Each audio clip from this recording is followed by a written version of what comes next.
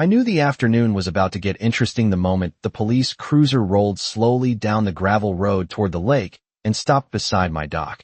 Because nothing ruins a quiet fishing line like flashing blue lights and an HOA president pointing at you like you just committed a federal crime. The air smelled like warm cedar and lake water, the kind of peaceful summer afternoon people buy vacation homes to experience. And for the past 20 minutes, I had been sitting at the end of my wooden dock watching the ripples drift across Silver Creek Lake while my fishing line floated quietly under the sun. Then Linda Hargrove showed up. She marched down the path from the neighboring property wearing oversized sunglasses and that crisp white tennis outfit she seemed to treat like an official uniform, her sandals crunching loudly over the gravel like she wanted the entire shoreline to hear her arrival. I didn't say a word at first. I just watched the way she planted her hands on her hips and stared at me like a manager about to fire an employee. "You can't fish here," she said, voice sharp enough to slice through the calm water. "This dock is part of Lakewood Shores HOA property, and you are not a member." I slowly reeled my line in, not because she asked, but because I knew exactly where this conversation was headed. Silver Creek Lake has a funny way of attracting people who believe the shoreline belongs to whoever complains the loudest. Linda Hargrove had been president of the Lakewood Shores HOA for 3 years, and in that time she'd managed to convince half the neighborhood that the association controlled nearly everything within sight of the water. Boat access, dock permits, fishing hours, even where people could park their pickup trucks. The problem was that my dock wasn't part of their HOA. Neither was the land beneath my boots. But Linda didn't care about details like that. She stepped closer, pulling a phone from her pocket and raising it like a badge of authority. "If you refuse to follow HOA rules," she said, "I'll call the police and let them explain it to you." I leaned back slightly in the old wooden chair at the end of the dock, feeling the sun warm the back of my neck while the lake breeze carried the faint smell of sunscreen and boat fuel from somewhere across the water. "You can call whoever you want," I told her calmly. She didn't hesitate. Linda dialed 911 right there on the shoreline, pacing dramatically as she described the situation loud enough for every cabin within 200 yards to hear. According to her version of events, an unauthorized man was trespassing on HOA lake property and refusing to leave. I watched the entire performance in silence, the same way you watch a thunderstorm forming far across the horizon. 20 minutes later, the patrol car appeared at the end of the gravel road. The officer stepped out, adjusting his hat as he looked from Linda to me, and then down toward the dock. Linda pointed at me immediately. "That's him," she said. "He refuses to join the HOA but keeps using our lake." The officer looked at me next. I stood slowly, brushing a bit of dust from my jeans. The lake water lapped gently against the dock posts, steady and quiet. "Sir," the officer said, "is there a problem here?" I reached into the small canvas bag beside my chair and pulled out a thin folder of papers, the edges worn from years of careful storage. Because the truth was, Linda Hargrove had just called the police on the one person in this neighborhood she probably should have avoided annoying. She thought I was some stubborn guy refusing HOA rules. What she didn't know yet was something a lot more interesting.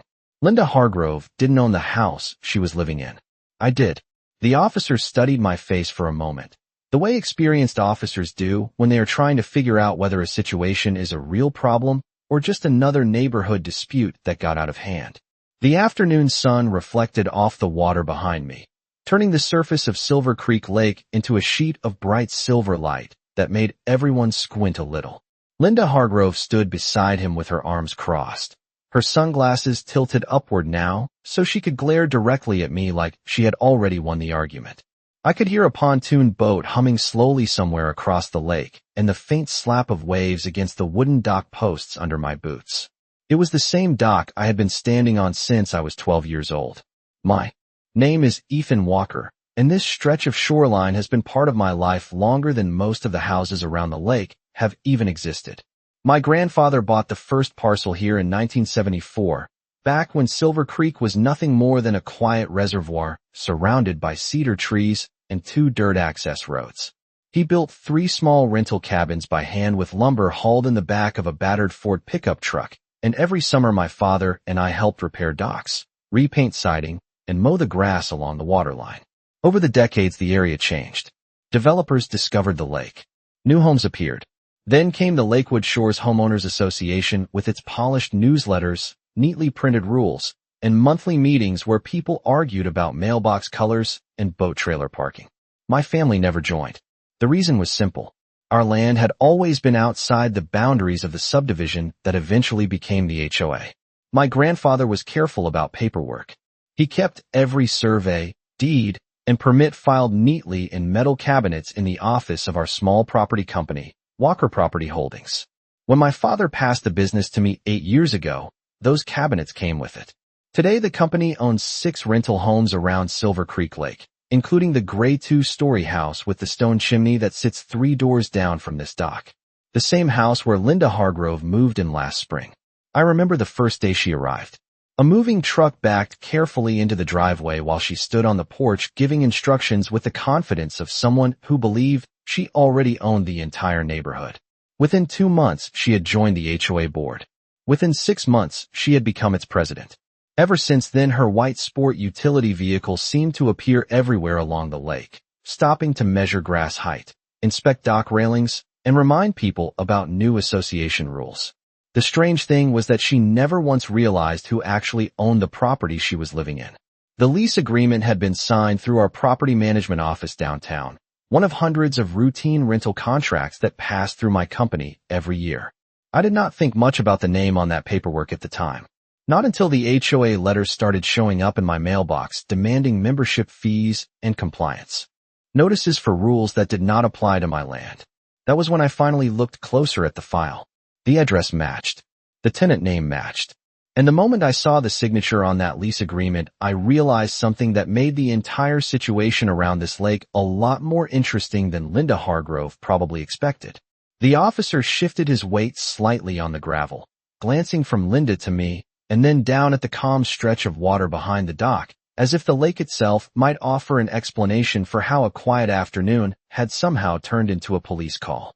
Linda Hargrove, however, looked completely certain she was in the right.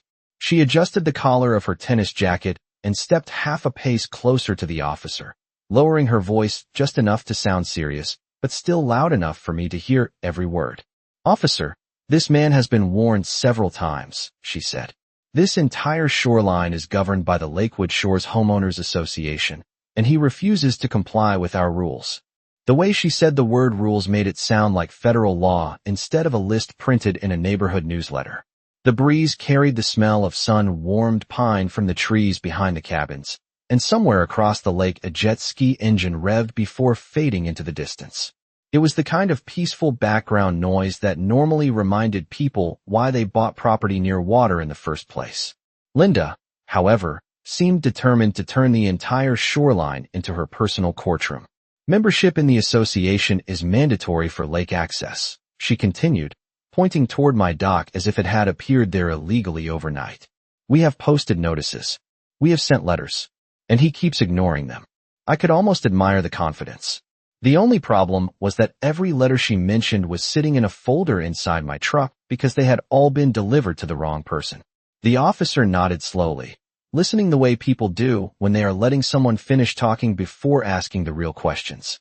"Sir," he said, turning toward me again, "do you live here on the property?" The boards of the dock creaked softly under my boots as I stepped closer, the sunlight reflecting off the metal railing that my father installed nearly 20 years earlier. I had spent half my childhood hammering nails into these planks while he explained how lake water slowly eats away at untreated wood. That railing had survived storms, winters, and 2 decades of boat wakes. It had also survived the arrival of the Lakewood Shores Homeowners Association, which was more than I could say for several of the older residents who had quietly sold their houses after getting tired of HOA meetings and violation notices. Linda lifted her chin slightly as she waited for my answer, her expression already carrying the look of someone expecting victory. I could tell she believed this was the moment the officer would order me to pack up my fishing gear and leave the dock. She probably imagined herself walking back up the path afterward feeling like the sheriff of the shoreline. The officer waited patiently. The lake breeze rippled the surface of the water, tapping softly against the posts beneath the dock while a pair of gulls circled overhead. I reached down and picked up the thin folder resting beside the chair where I had been sitting earlier. Inside were copies of property maps, lease agreements, and a few documents that most people in the neighborhood had never seen. I brushed a bit of lake dust from the front of the folder and looked back toward the officer. Yes, I said calmly. I do have a connection to this property. Linda let out a short laugh that carried just enough smugness to make it clear she thought the conversation was finally going her way. See, she said quickly. He just admitted he does not live here. The officer raised a hand slightly to slow her down, his attention still fixed on me. The afternoon sun hung low over Silver Creek Lake, turning the water gold as it stretched toward the far shoreline. I opened the folder carefully and slid one document halfway out, the paper crisp from being stored flat for years. Because the truth was that Linda Hargrove had spent months sending demands and warnings to someone she believed was just another stubborn neighbor. What she had never realized was that every letter she mailed, every complaint she filed, and every rule she tried to enforce had been aimed directly at the person who owned the house she went home to every night. The paper slid halfway out of the folder with a quiet rasp that sounded strangely loud in the still afternoon air, like the opening move of a chess game that only one person at the board fully understood. The officer leaned slightly closer, curiosity replacing the neutral patience on his face. Linda Hargrove, however, was still smiling with the confident satisfaction of someone who believed she had already won the argument. The breeze lifted a few strands of her carefully styled hair, while the lake behind us continued its slow rhythm against the dock posts. I held the document between two fingers and glanced once more across Silver Creek Lake, the sunlight now stretching long reflections across the water. This place had been part of my life since childhood, and moments like this always reminded me how strange it felt watching newcomers try to rewrite the rules of land that had been quietly minding its own business for decades. Officer, I said calmly, handing the document forward. This is the property survey for the shoreline parcel you are standing on right now. The officer accepted the paper and studied the map printed across it, his eyes moving slowly across the boundary lines and parcel numbers. Survey lines crisscrossed the page like a careful blueprint of the entire lakefront, each lot marked with measurements in feet and clear ownership records filed with the county years ago. My grandfather had insisted on professional surveys when he bought the land, back when most people around here sealed property deals with handshakes and coffee at the hardware store. Linda shifted slightly beside him, the confidence in her posture beginning to show the faintest crack. That does not matter, she said quickly. The HOA governs lake usage. The shoreline rules apply to everyone. Her voice carried the tone of someone repeating a phrase she had said so many times it had started to sound like truth in her own head. The officer looked up from the survey and then back down at the document again, clearly trying to match the map with the dock beneath our feet. I reached back into the folder and removed a second sheet of paper. This one was newer, printed on clean white paper with a neat legal header across the top. The faint scent of printer ink still clung to it, a reminder that I had reviewed the file only 2 nights earlier when the latest HOA letter arrived.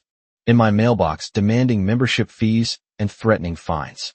There is something else that might help clarify the situation, I said, holding the second document loosely while the lake breeze fluttered its corner. Linda crossed her arms again, her smile thinning now that the conversation had not ended with the officer escorting me away from the dock. You can show him whatever you want, she said with a short laugh. It will not change the fact that you refused HOA compliance. I nodded slowly, because in a way she was right. The document I was holding had nothing to do with HOA rules at all.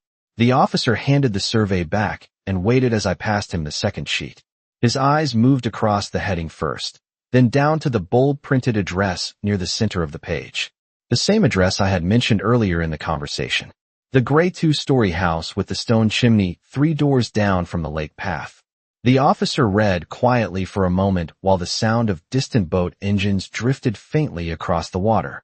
Linda leaned forward slightly, trying to see what the document said, but the officer held it at a comfortable distance while he finished scanning the page. I could see the moment his expression changed. It was subtle, just a small lift of his eyebrows and a slow glance back toward Linda Hargrove. Because the paper in his hand was not a survey or a lake access permit. It was a lease agreement signed the previous spring for the rental property on Willow Bend Drive. And printed clearly on the first line of that agreement was the name of the tenant currently occupying that house. The officer held the lease agreement in both hands for a few quiet seconds, the afternoon sunlight reflecting off the white paper while the calm surface of Silver Creek Lake rippled gently behind us. I could hear the distant hum of a pontoon boat somewhere near the far shore and the soft creak of the dock boards shifting under my boots. Linda Hargrove leaned forward slightly, trying to catch a glimpse of the page, her confident posture beginning to tighten with curiosity. The officer's eyes moved slowly across the printed lines, reading carefully the way people do when they realize the document in front of them might completely change the situation. Then he looked up at me, then back toward Linda. "Ma'am," he said calmly, "is your address 214 Willow Bend Drive?" Linda blinked once behind her sunglasses. "Yes," she replied quickly, as if the question itself was obvious. "That is my house." The officer lowered the paper slightly, but did not hand it back yet. "And you moved in last spring?" he asked. Linda nodded again, a faint trace of impatience creeping into her voice now. "Yes, that is correct. I do not understand what that has to do with this man refusing to follow HOA regulations." The breeze carried the smell of lake water and warm pine through the air while a pair of gulls drifted overhead, their shadows sliding slowly across the dock. The officer turned the paper slightly so the sunlight fell directly across the printed text. "This appears to be a residential lease agreement," he said. Linda's expression tightened. "Well, of course it is not," she replied immediately. "I purchased that property." I stayed quiet for a moment, letting the lake breeze move across the dock while the officer's eyes returned to the document in his hands. There are moments when arguing only complicates things. Paperwork, on the other hand, tends to speak very clearly all by itself. "Ma'am," the officer said gently. "The document lists the tenant as Linda Hargrove and the property owner as Walker Property Holdings." Linda's smile disappeared almost instantly, like a light switched off in a room. She stepped closer, reaching slightly as if she might take the paper, but the officer kept it steady while finishing the line he was reading. "Lease start date, April 15th of last year. 12-month residential rental agreement." The lake fell strangely quiet in that moment, as if the entire shoreline had paused to listen.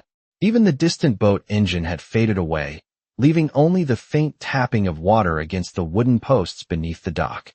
Linda looked at me now instead of the officer, confusion beginning to replace the certainty she had carried down the gravel path earlier. "That is impossible," she said slowly. "I spoke with the property management office. They handled the paperwork." I nodded once. "Yes," I said calmly. "They did." The officer folded the lease agreement halfway and looked between us again, clearly beginning to understand how the pieces fit together. Linda's gaze shifted from the document to the dock, then back to me.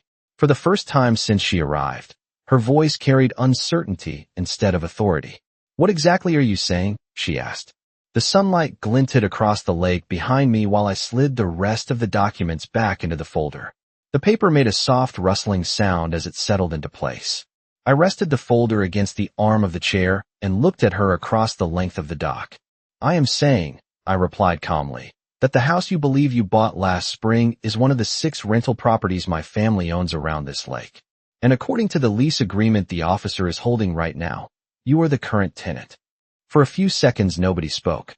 The breeze moved slowly across Silver Creek Lake, pushing small ripples against the dock posts while the officer held the lease agreement in front of him like a puzzle piece that had suddenly completed the entire picture. Linda Hargrove stared at me as if she had just heard something in a language she did not recognize. The confident posture she had carried down the shoreline earlier was gone now, replaced by the stiff stillness of someone trying to replay the last few minutes in her head. "That is not possible," she said finally, her voice tighter than before. "I worked with a real estate office. They told me the house was available." The officer glanced down at the lease again, then back at her. "Ma'am, this document shows you signed a rental agreement through a property management company acting on behalf of Walker Property Holdings." The name hung quietly in the air between us. I could hear the soft rustle of leaves in the cedar trees behind the cabins and the faint clink of a sailboat mast somewhere farther out on the lake. Linda shook her head once, like someone brushing away an annoying rumor. "No," she said quickly. "I would remember signing a lease." I reached down and lifted the folder again, sliding one more sheet of paper halfway out. The thin metal clip holding the documents together clicked softly in the quiet afternoon. The management office you spoke with is a company my family has used for years, I said calmly. They handle background checks, rental paperwork, and monthly payments for several of our properties around the lake. The officer watched as I turned the page toward Linda so she could see the signature line near the bottom. The ink name there was clear and unmistakable. Linda Hargrove. The same looping signature she had probably written dozens of times on HOA notices and community letters. The lake breeze fluttered the corner of the page while she leaned closer, her sunglasses sliding slightly down her nose as she read. "This does not make sense," she said quietly. "The realtor said the property owner lived out of state." I shrugged slightly, because I had heard that assumption before. Walker Property Holdings was listed on county records, but people rarely looked deeper than the company name. "Technically, that is not incorrect," I replied. "The company headquarters is registered in Dallas because that is where our accountant's office is located. But the properties themselves are still owned by my family." The officer folded the lease agreement carefully and handed it back to me. His expression had shifted now from confusion to mild understanding. The way someone reacts when a complicated story suddenly becomes very simple. Linda straightened slowly, her gaze moving from the dock to the shoreline path that led toward the gray house on Willow Bend Drive. The same house she had proudly pointed out during HOA meetings when explaining how important it was to maintain neighborhood standards. The silence stretched across the water for a moment before the officer spoke again. "Ma'am," he said politely, "it appears this is a civil matter between a tenant and a property owner." Linda turned toward him, clearly searching for something to say that would pull the situation back under her control. "But he refuses to follow the association rules," she insisted. "Everyone on this lake must comply." The officer glanced once more at the survey map inside my folder and then back toward the dock beneath our feet. The boundary lines printed on that page were older than the HOA itself. I closed the folder slowly and rested it against the chair beside me while the sunlight reflected across the calm surface of Silver Creek Lake. Because the truth Linda had been avoiding for months was now sitting plainly in front of all three of us. The land she was trying to regulate had never belonged to her association at all. The officer rested one hand lightly on his belt while looking out across Silver Creek Lake, the way people do when they are mentally stepping away from a situation that has already resolved itself. The late afternoon sunlight had shifted lower now, casting long reflections across the water and turning the wooden planks of the dock warm beneath our feet. Linda Hargrove stood very still beside the gravel path, the confidence she had carried earlier replaced with the uneasy silence of someone realizing the ground under the argument had quietly disappeared. For a moment nobody spoke. The lake breeze pushed softly against the reeds along the shoreline and carried the distant laughter of a family somewhere farther down the cove. Eventually the officer cleared his throat in the calm, professional tone of someone who had handled 100 neighborhood misunderstandings before. "Ma'am," he said carefully, "based on the documents I have seen and the information provided, this does not appear to be a trespassing situation." Linda turned toward him quickly. "But he is refusing to follow association rules," she said, her voice trying to regain some of the authority it had earlier. "The HOA governs the entire shoreline." The officer shook his head slightly and gestured toward the folder resting beside my chair. "According to the property survey and ownership records, this parcel of land is privately owned and not part of the Lakewood Shores Homeowners Association." The words hung quietly in the warm lake air. Linda opened her mouth as if preparing another argument, but no sentence came out. For months, she had spoken about the association like it was a governing body with absolute authority, something that could rewrite property lines simply by printing new rules. But land records do not work that way. They sit in county offices for decades, unchanged by committee meetings or community newsletters. I watched the realization slowly move across her expression while the lake water continued tapping gently against the dock posts beneath us. The officer glanced once more toward the gray house visible between the trees down the shoreline.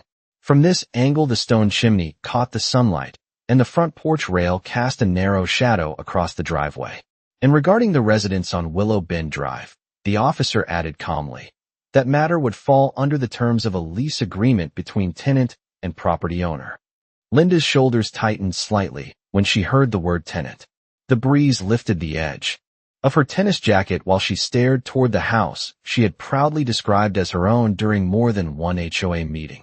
I closed the folder slowly and rested it under my arm, feeling the familiar weight of the paperwork that had been sitting quietly in our family records long before the association ever existed. The officer looked between us once more, clearly satisfied that the situation had reached its conclusion. "If there are no further concerns," he said, "I will consider this matter resolved." He tipped his hat slightly and turned toward the patrol car parked at the end of the gravel drive. The crunch of his boots faded gradually as he walked away, leaving the shoreline quiet again except for the steady rhythm of the lake. Linda remained standing where she was, looking from the dock to the path, and then back toward me. The afternoon sunlight reflected in her sunglasses, hiding her eyes, but the tension in her voice was unmistakable when she finally spoke.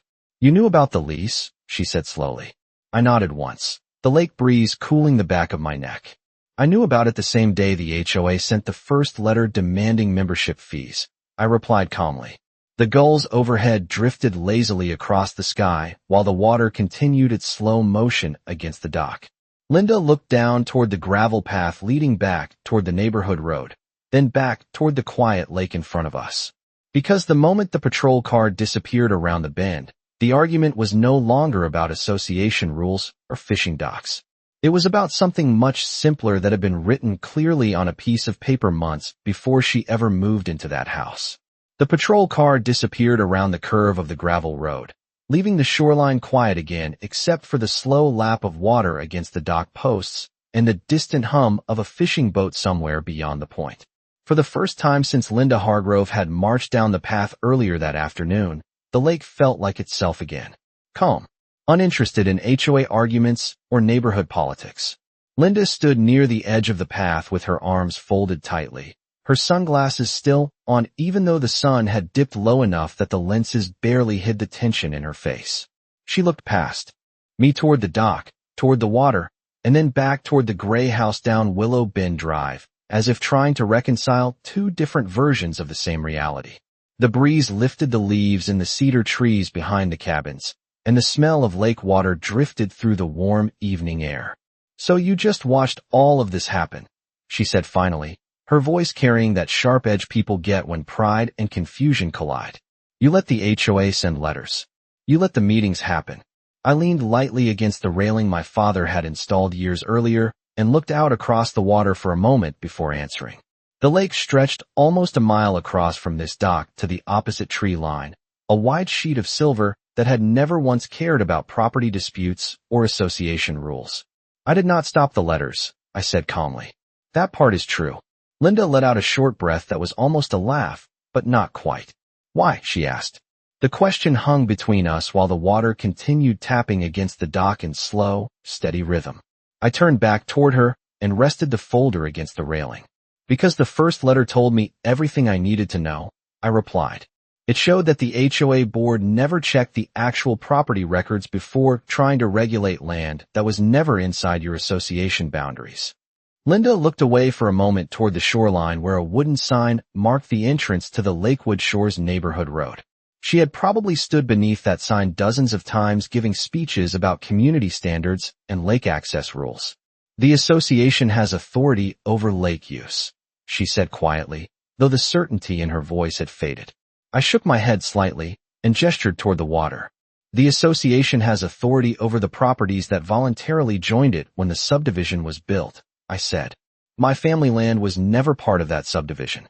The sunlight glinted across the lake while a breeze pushed small waves against the dock posts. Somewhere behind us a screen door closed at one of the cabins, and the faint smell of someone grilling dinner drifted across the shoreline. Linda removed her sunglasses slowly now, holding them in one hand while she studied the dock beneath our feet. "Then why did you not say something at the meetings?" she asked. I smiled slightly, because the answer was simpler than she probably expected. "Because every HOA meeting ends the same way," I said. "Someone eventually pulls the county records." I tapped the edge of the folder lightly against the railing. "Paperwork always shows up sooner or later." Linda looked at the documents and then back toward the house down the shoreline again. The quiet of the lake seemed to press gently around us as the sun dipped closer to the tree line. For months, she had treated the neighborhood like a system she controlled through rules and notices and official-looking letters. But the truth about land ownership had been sitting quietly in county files long before the first HOA newsletter was ever printed. I picked up my fishing rod from where it leaned against the chair and checked the line while the breeze moved softly across the lake. "So what happens now?" Linda asked, her voice much quieter than before. I cast the line out across the water again and watched the ripples spread slowly across the surface. "Now," I said calmly, "the lake goes back to being a lake." The fishing line landed softly on the surface of Silver Creek Lake, and the ripples spread outward in slow circles that reflected the orange glow of the late evening sun. For a while neither of us spoke. The lake had a way of reminding people how small their arguments really were. Wind moved gently through the cedar trees behind the cabins, and somewhere farther down the shoreline a screen door slammed, followed by the faint laughter of someone calling their kids in for dinner.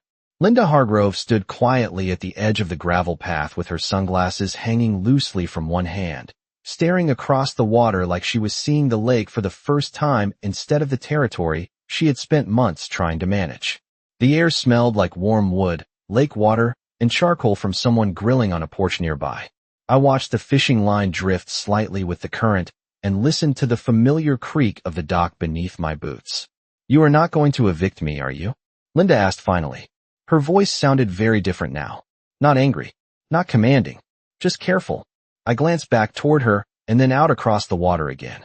The gray house on Willow Bend Drive sat quietly between the cedar trees about 200 yards down the shoreline, its stone chimney catching the last strip of sunlight before evening settled in. That house had been part of our family property portfolio for more than 15 years. I remembered helping repaint the porch railing one summer when I was still in college. "The lease you signed runs through next April," I said calmly. "As long as the terms of that agreement are followed, there is no reason to change anything." Linda nodded slowly, processing the answer while the breeze moved across the lake again. The tension in her shoulders seemed to loosen slightly, though the embarrassment of the afternoon still lingered in the way she avoided looking directly at the dock. "I honestly thought the association controlled the lake," she admitted quietly. I shrugged once and reeled the fishing line in a few inches before letting it drift again. "A lot of people assume that," I said. "Homeowners associations often sound more powerful than they really are." The water glowed copper under the fading sunlight while a heron glided low across the far side of the cove, its wings skimming the surface before disappearing behind the trees. The lake had looked exactly like this when my grandfather first bought the land almost 50 years earlier. Calm, unimpressed by whatever drama people invented along its shoreline. Linda slipped her sunglasses back onto her face and took a slow breath of the evening air. "I suppose the next HOA meeting is going to be interesting," she said. I allowed myself a small smile at that thought. The association board had spent months drafting notices and regulations about a dock they never actually had authority over. Paperwork has a way of correcting those kinds of misunderstandings once the right documents appear. The fishing line twitched slightly, and I watched the water for a moment before answering. "Meetings usually are," I said. Linda gave a small nod and turned toward the gravel path leading back toward the neighborhood road. Her footsteps crunched softly as she walked away through the cedar shade toward the house she had only recently learned was not technically hers. The sky above Silver Creek Lake had turned deep orange now, the reflection stretching across the water like a long, quiet ribbon of light. I leaned back against the dock railing and listened to the steady rhythm of the lake beneath me. Around here, arguments tend to fade eventually, but property records stay exactly where they have always been, waiting patiently in county files until someone finally decides to read them.